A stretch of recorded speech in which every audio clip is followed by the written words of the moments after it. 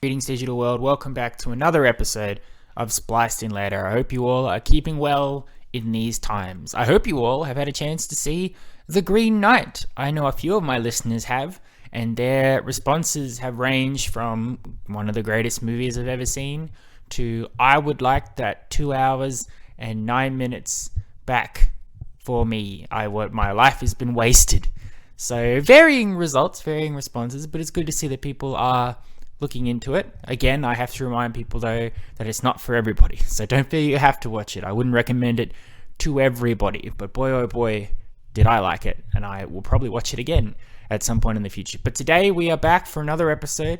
We are powering through. I'm not necessarily in the right headspace to be doing one, but I thought I would just pull my hair out of my ass and talk about something that I enjoy talking about, which means we are once again diving back into our continuous series about the Marvel Cinematic Universe. I can't remember if I started this year or right at the end of last year, but every so often I have been delving into a product from the Marvel Cinematic Universe. By this point, by now, listeners, you will know that it is probably my favorite franchise from movie and TV now as it branches off into TV. I love the joining parts of a big universe where all these characters have their own stories and their own movies, but they can seamlessly jump in and out of each other's stories without necessarily needing people to understand who they are or where they come from, but just to exist seamlessly. It is something that has not been achieved by other franchises. Franchises have had spin-offs, sure, but in terms of having different products with different themes and different ways of telling stories, different types of characters, to exist in this world that at this point now is just seamlessly telling a story is interesting, and I am very interested to see where it goes from this point on. We jump back and forth with this franchise jumping into a bit. I have tried to go back to the very start with Iron Man and have been going through each film or TV show as it came out in that chronology, or I jump right to the end and talk about one that has just finished. So for instance, movie-wise, Iron Man, The Incredible Hulk, Iron Man 2. We've addressed all of them. We've also addressed Black Widow because that came out very recently. In terms of what's going on in Disney Plus with the TV shows, we've looked into WandaVision, The Falcon and the Winter Soldier, and Loki. Currently, What If is on right now, and I will be talking about that once the first season finishes releasing all its episodes. It's a big day for Marvel. It's been a big week for Marvel. Barely 4 hours ago, the teaser trailer for Spider-Man No Way Home, which comes out in December, the third Spider-Man adventure from the Spider-Man of the MCU. The trailer for that has dropped and already people are going nuts about it. There was a final trailer that released over the week for the Eternals movie coming out in November, and that looked amazing, and I'm looking forward to that. As I said, What If is continuing to be released on a weekly basis. And next week, Shang-Chi and the Legend of the Ten Rings is released. And I hope to God I can see it, because we are currently still in lockdown here where I am. And I have absolutely no idea if lockdown will lift next week as planned or not. Every time I think there's some positivity coming, we seem to go backwards. But then I'm told that backwards is expected, and maybe that's okay. I don't know. But fingers crossed I can actually see Shang-Chi when everybody else in the world does.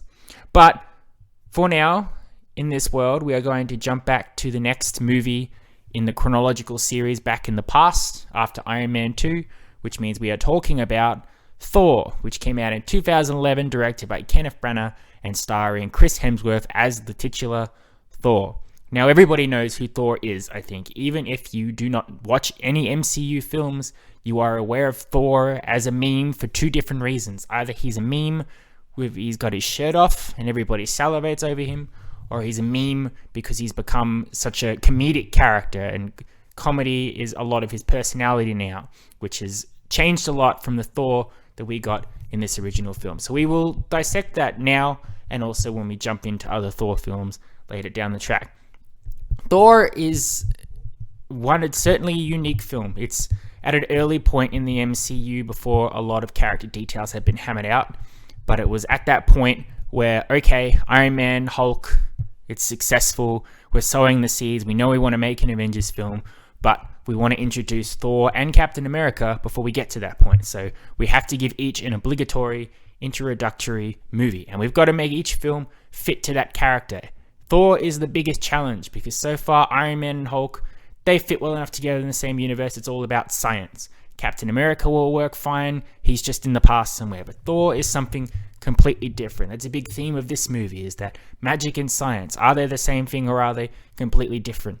Thor exists outside of Earth in Asgard, one of the 9 realms. There are 9 realms all through the cosmos. Asgard is, I guess, the king of them, or at least one of the more higher powers. But on Asgard, ruled there by Odin, the god, the king of all gods, essentially, with his sons, Thor and Loki. Thor is your typical arrogant son who knows he's going to inherit the throne, thinks a lot about himself, thinks he's the greatest thing since sliced bread, whereas his brother Loki is a bit more meeker, but whereas Thor is stronger with muscles and power, Loki uses his words and his cunning to get things done. Thor is itching for some sort of legacy or violence or whatever. There's been this long-standing dispute with the Frost Giants in Jotunheim. Thor takes exception to that, and then he goes and, through some very stupidness, he causes essentially a war. And Odin is very upset about that, so he takes away his hammer, Mjolnir, his all-powerful electrical hammer, casts him down to Earth, takes away his powers, makes him immortal, throws the hammer down after him and says, if you're worthy, you can pick this hammer up. Otherwise, he gets buried in the Mexican desert. The story then evolves into 2 separate stories. Down on Earth is the fish out of water situation. Thor comes across a bunch of humans, most notably Jane Foster, played by Natalie Portman, who becomes his romantic interest. Dr. Eric Selvig, played by Stellan Skarsgård, as like a mentor sort of role. And Darcy, who everybody loves Darcy, but I can't stand her. Even in WandaVision, she's a bit better, but she's not my favorite character. Apparently everybody loves her. She's the oddball, kooky one. He's desperate to try and get his hammer back. They initially don't believe what he's talking about. There's some misunderstandings. He smashes some glasses because he thinks that's what people do down on Earth. S.H.I.E.L.D. get involved with part of the world building of the Marvel Cinematic Universe. Agent Coulson from the Iron Man films show up to take control of the hammer and to figure out where it came from and what's going on.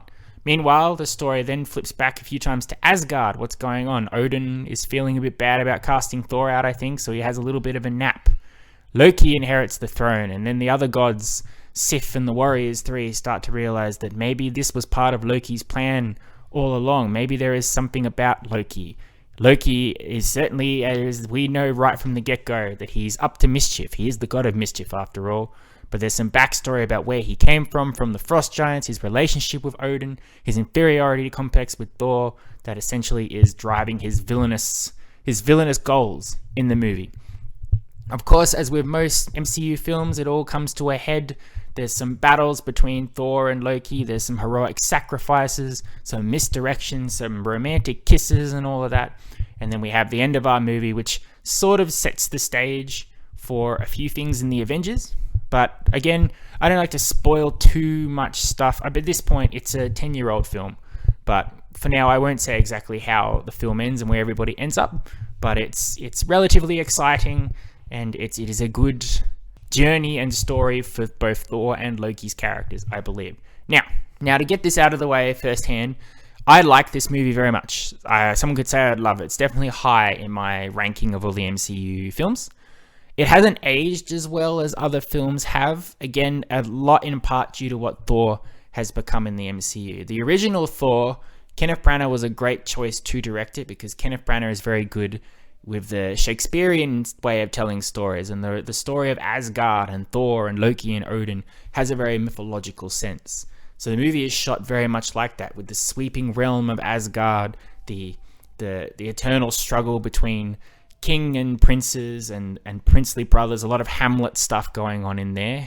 The way Thor speaks is very Shakespearean as well. There are some odd choices in here as well to dye Chris Hemsworth's eyebrows blonde as well.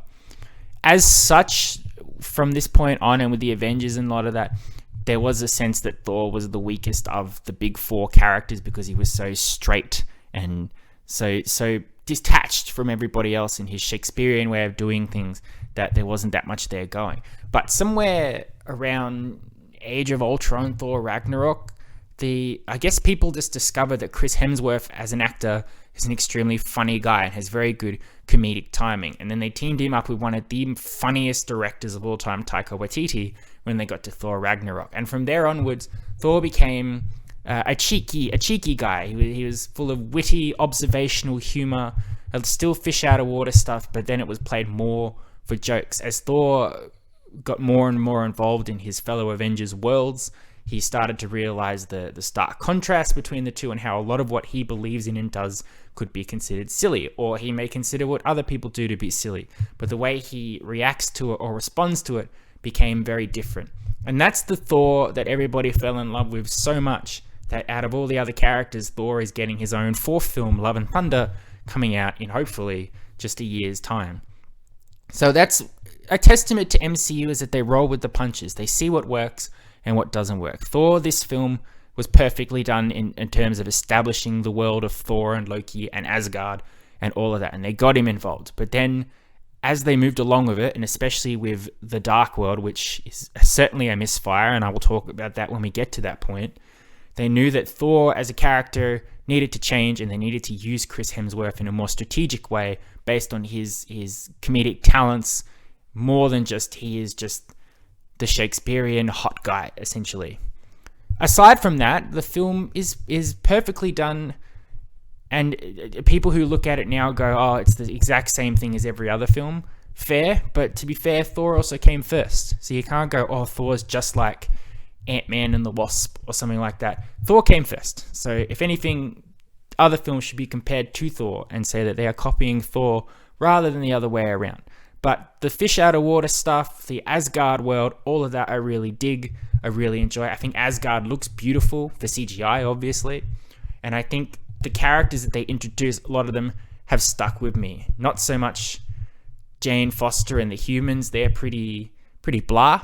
But that's why the stuff that works more is either Thor reacting to stuff on Earth or just being in Asgard as a whole. Because the Asgard world is very intriguing. Odin, Allfather, his rule over the 9 realms, but not necessarily a rule, played with extreme gravitas by Anthony Hopkins. I love Anthony Hopkins as an actor. I think he's really great as Odin. Even some of the most cheesiest dialogue that he has to deliver in Thor, he does it with a lot of conviction and a lot of believability. Also, the Warriors 3, there's some fun dynamic between Volstagg, Hogun, and Fandral. Sif is sort of there as like the potential Asgardian love interest for Thor, but by her own right, she's just a really cool warrior that hangs out with the gang. And then there, of course, is Loki. Now, I have mentioned before in other MCU talks that villains either make or break MCU products. They are either very well developed and become instantly memorable, or they're just bland plot devices that are there for the heroes to rally against to defeat, or to make something go from A to B so the story can happen. Obadiah Stane, Jeff Bridges, fine enough, but essentially he's the evil Iron Man. Emil Blonsky, also fine enough, essentially evil Hulk. Mickey Rourke, wasted in Iron Man 2. Justin Hammer, great as played by Sam Rockwell, but again, sort of an evil Tony Stark. You cannot say in Thor that Loki is just an evil Thor, because his portrayal, his motivations, his goals, his acting from Tom Hiddleston is leaps and bounds across any villains that came before it, and indeed has held against any other villains that have come after that. Loki is not just, my brother is king, blah, I want to be king because I could be a better king, mwahaha, twirl my mustache. Loki is not, well, I mean, Loki has had quite the character development from his first appearance here in Thor into his most recent appearance in the Loki TV series. I believe I said when I talked about Loki that a lot of what made the Loki appealing from his story from Thor to Infinity War was that character journey where he went from jealous, villainous brother to essentially a reluctant anti-hero was very compelling, again, because of the story arc that he goes on and Tom Hiddleston's performance. In this film, you can see that he does care for Thor and Odin in his own messed up way. He doesn't want to kill them really by any means necessary. He wants recognition. He wants to be more than what he is, but not for the sake of being evil. There is a need to prove himself, a need to stand out from the shadow of everyone around him, and this smarmy charmingness to him as well, that even when he's doing villainous things, you sort of can't help but like him, which again, it is all to do with Tom Hiddleston's performance, which was absolutely important for it to work because Loki was the villain that they bring back for the Avengers. I know they did that because, I mean, that's comic book history. Loki was the first villain in the Avengers comics for the Avengers to team up and face. But you could have really fumbled the ball on casting Loki or having Loki as a villain or developing him in a way so that when he shows up in the Avengers, he is not memorable. Even when he shows up later in the Avengers, there is more to Loki than just, I'm here to do the villainous things so the Avengers can beat me. There's some backstory there where Loki ends up at that point, who he's working with, what's going on with his mind, is interesting and compelling stuff, which, again, has not been matched too often in the MCU, but it was absolutely done correctly right out the gate here in this original Thor film. For a movie that was made 10 years ago as well, I still think it looks pretty good in the CGI department as well. As I said, Asgard looks great, but Thor, when he's flying around with his hammer and making electricity and all of that stuff, or the Warriors 3 fighting the Frost Giants on Jotunheim or whether, it looks pretty good, and I think that is a testament to the CGI in the MCU as well, has just been that ability to keep that level up. The music as well in here is great. Thor has a great score, a great theme, which I really like. And again, just seeding the MCU, the larger world in this film as well is great. This one probably has more in it than films that come before. But again, you could watch this film, have never met Agent Coulson and S.H.I.E.L.D. before, and not be like, I don't understand what's happening. To you, Coulson would just be government agent who shows up to cause a bit of hassle for Thor, but overall eventually becomes his ally.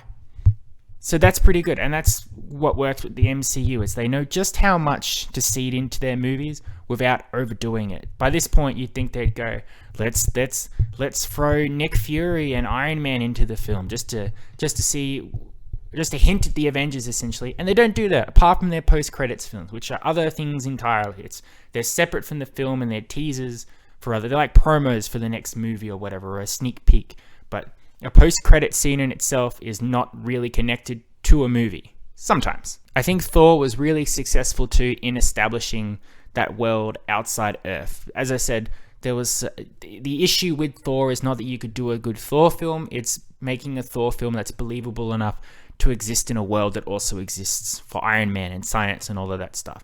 But basically, Thor and Loki and Asgard very seamlessly fit into the Marvel world. I never once watched it and went, this is a bit of a leap to believe that this stuff would happen. And I believe the success of Thor as a character played by Chris Hemsworth, and Loki as well, and Asgard existing and all the 9 realms and all of that, and how it seamlessly interacts with the people of Earth and all of that, was enough of a bolster, I think, that plans could be put in motion to go even further than just other realms and godliness and all of that, to go out into space, to start visiting your Guardians of the Galaxies, your Captain Marvels, all of that stuff as well.